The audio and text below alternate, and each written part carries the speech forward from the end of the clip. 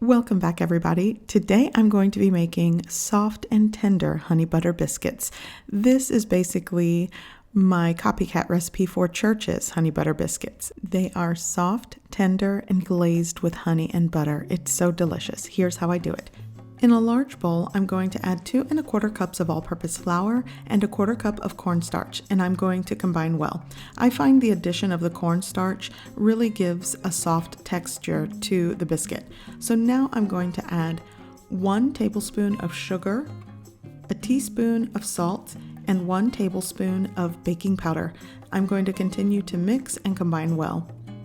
Now the next ingredient, you definitely can use unsalted butter, but I like to use butter flavored shortening. I really like the texture that it gives the biscuit, so that's what I like to use. But you definitely can use butter if you find that a lot more healthier to use. But honestly, we don't eat these biscuits because we're trying to be healthy.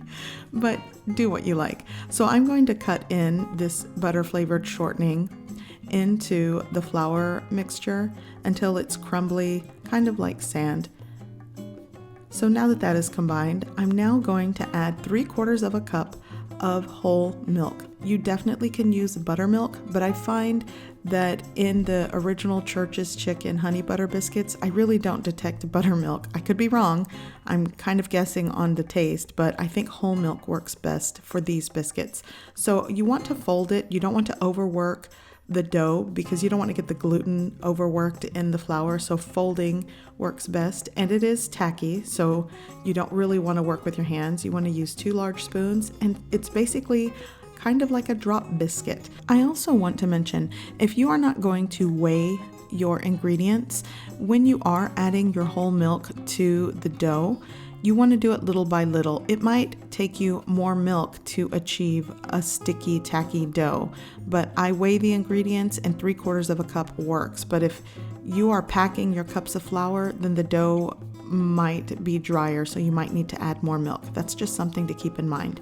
So now that I have all of my biscuits on my baking sheet, I'm going to brush them with some melted butter. I took 3 tablespoons of butter and melted it, and whatever's left, I'm going to reserve it because I will be combining it with honey later.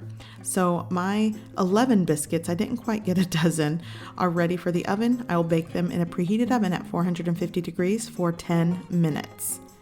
And then after 10 minutes, I'm going to remove them and brush honey. Just honey, no butter and honey, just plain honey. And I'm going to brush the tops. Then I'm going to return it back to my oven that's at 450 degrees for another minute. You want to watch it. Now the reserved butter, I'm going to add around 2 to 3 tablespoons of honey.